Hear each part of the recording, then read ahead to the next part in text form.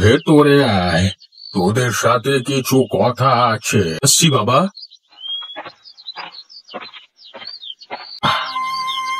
হ্যাঁ বাবা, তুমি কি যেন বলবে?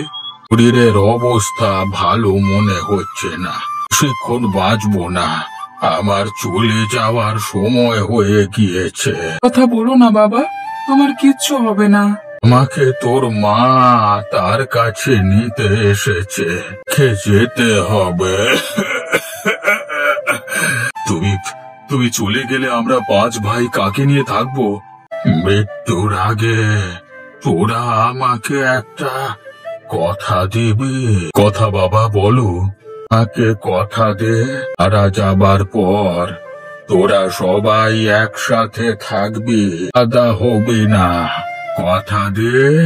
তুমি বেশি কথা বলো না, সবকিছু ঠিক হয়ে যাবে। তোরা আমাকে কথা দে, তোরা কখনো আলাদা হবি না। কথা দিলাম বাবা, আমরা কখনো আলাদা হব না। দিলাম বাবা? হ্যাঁ বাবা, কথা দিলাম। নিশ্চিন্তে চলে যেতে পারবো। তুমি আমাদের ছেড়ে চলে যেতে পারো না, কথা বলো বাবা, কথা বলো। আমাদের কার কাছে রেখে গেলে বাবা? এখন আমরা কি করব? করে আর কি হবে? বাবা তো আর ফিরে আসবে না, আবার শেষ কার্য সম্পন্ন করতে হবে। বাবা চলে গেছে কয়েকদিন তো হয়ে গেল, আনাজ তরকারিও শেষ হয়ে গিয়েছে। কোনো একটা ব্যবস্থা করতে হবে, না হলে আমরা না খেতে পেয়ে মারা যাব। কিছু একটা তো করতে হবে। তোরা আমার কাছে আয়। কানু, তুই ওখানেই থাক। বলবে তুমি? আমরা সবাই মিলে কানুকে দিয়ে সকল কাজ করাবো, সমস্ত কাজ তাকে দিয়েই করাবো, খাবো। তাই ভালো হবে, তাকে আমরা কেন ইনকাম করে খাওয়াবো? কানু, শোন তো।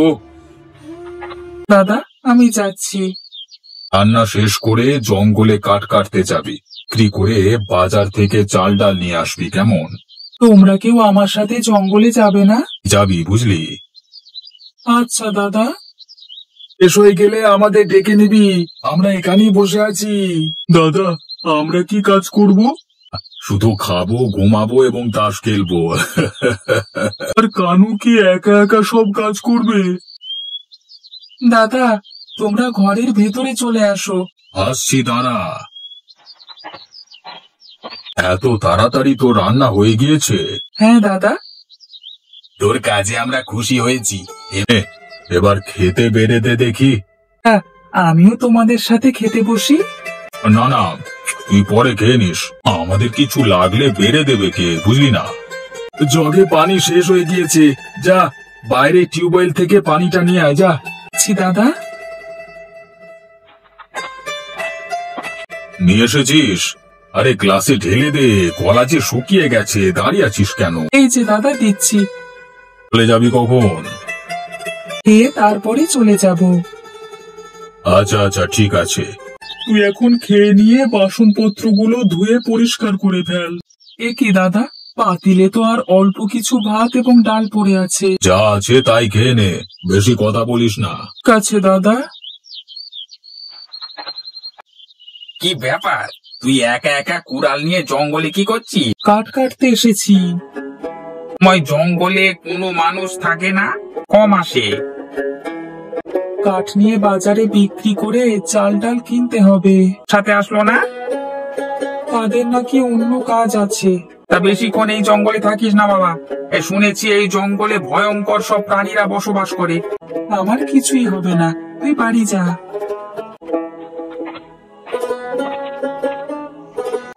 আপনি এখানে বসে বসে কি করেন?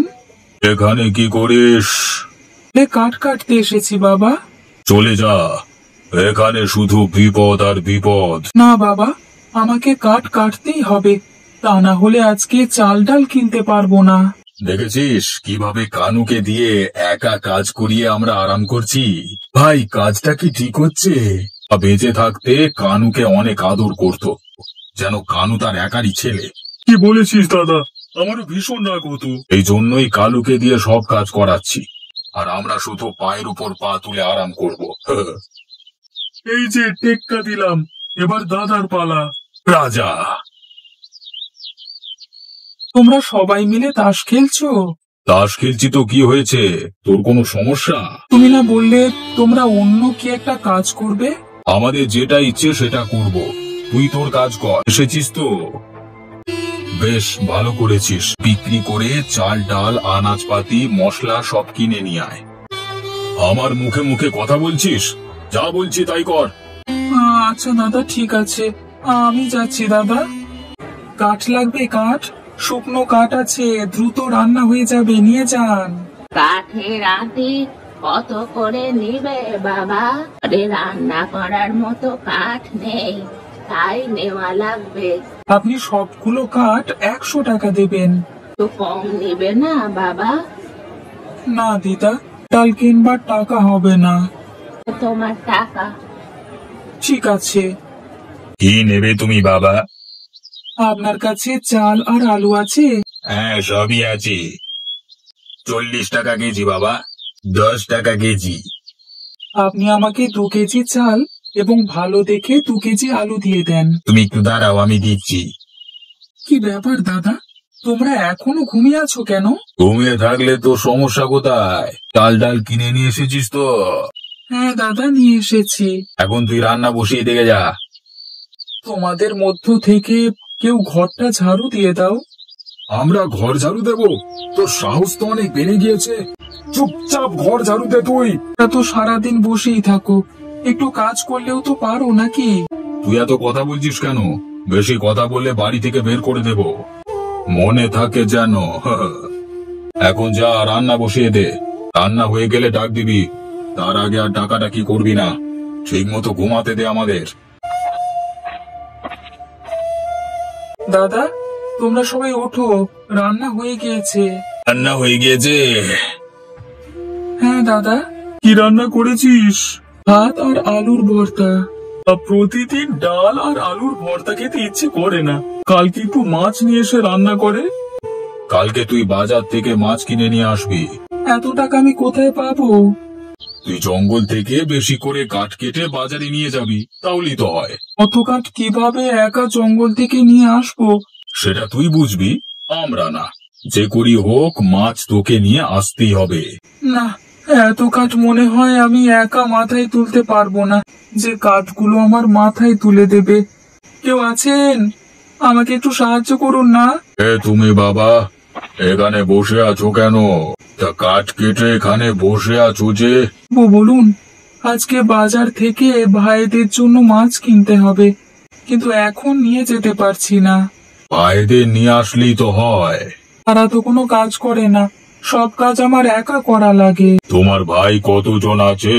4 ভাই আছে আরো, আমি পঞ্চম। বলো কি, তুমি এত পরিশ্রম করে তাদের খাওয়াও? তুমি অন্য কোথাও একা চলে যেতেও তো পারো।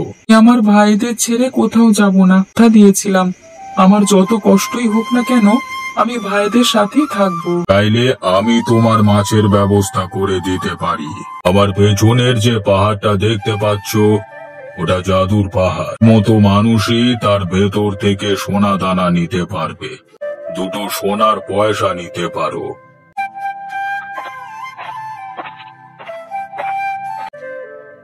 তুমি তো আরো বেশি সোনাও নিতে পারতে লুকিয়ে।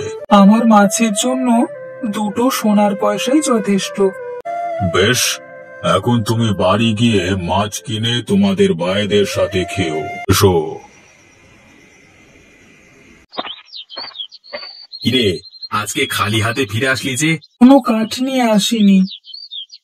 তুই কোন সাহসে কাঠ না নিয়ে বাড়িতে আসলি? ওই, কাঠ বিক্রি ছাড়াই আজকে মাছ কিনে নিয়ে আসবো। তুই কাঠ বিক্রি করা ছাড়া মাছ কিনে নিয়ে আসবি? টাকা কোথায় পাবি? দেখি দেখি, এটা কি তোর হাতে? আরে, এ তো সোনার পয়সা। নিশ্চয়ই কোথাও থেকে চুরি করেছিস। এক সাধু বাবা আমাকে এর সন্ধান দিয়েছে, এই 2 সোনার পয়সা নিয়ে এসেছি। এ অনেক সোনা মানে মানে মানে আরো আরো সোনা আছে? হ্যাঁ হ্যাঁ, আমাদের ঘরের থেকেও বিশাল সোনার স্তূপ। বলিস কি? এ কোথায় এত সোনা রাখা আছে? জাদুর পাহাড় আছে, তার ভেতরেই সোনা রয়েছে। চল, সব সোনা আমরা নিয়ে আসবো। চল না রে। এত লোভ করো না, আমাদের দুটো সোনার পয়সা দিয়েই মাছের ব্যবস্থা হয়ে যাবে। দিয়ে আমাদের হবে না, আমরা রাজা হব রাজা। না গেলে আমরা চারজনই যাব, আমরা বড় লোক হব।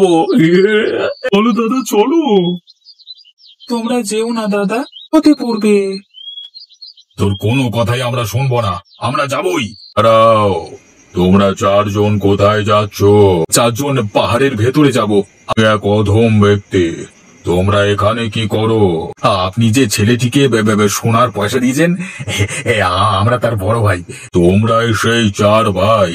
ও ভাইকে দিয়ে সব কাজ করাও, তোমরা বসে বসে খাও, তাই তো? এখান থেকে যান, আমরা পাহাড়ের ভেতরে যাব। এর ভেতরে কোনো অপবিত্র বা পাপী মানুষ প্রবেশ করলে তারা ভেতরে আটকে মারা যাবে। আমরা যাবই, সাবধান করে দিলাম। এখান থেকে জানতো আপনি জ্ঞান দিচ্ছ। দাদা, এখানে তো শুধু সোনা আর সোনা, এত পাগল হয়ে যাব। এত এত সোনা সব আমাদের, আমরা রাজা হয়ে যাব, চলে যাব। আমাদের এখন কেউ আর আটকাতে পারবে না। কি দাদা, আমরা এখন বের হবো কি করে? কোনোভাবেই খুলছে না, আমাদের ভেতর থেকে বের করো। দাদাদের কত করে বললাম বেশি লোভ করো না, তারা এখনো ফিরলো না। কোনো বিপদে পড়লো না তো? সাধু বাবা, আপনি আমার দাদাদের ফিরিয়ে দিন। সৎ একজন মানুষ, কিন্তু তোমার দাদারা খুবই খারাপ মানুষ। সত্যি, তোমাকে দেখে আমি অবাক হই। দাদারা ছাড়া আমার পৃথিবীতে কেউ নেই। তোমার সততা, নিষ্ঠা এবং সরলতা দেখে সত্যি আমি মুগ্ধ। তোমার দাদাদের উদ্ধার করে নিয়ে এসো। আমাকে ধন্যবাদ দিতে হবে না, সবই তোমার সততা আর নিষ্ঠার ফল।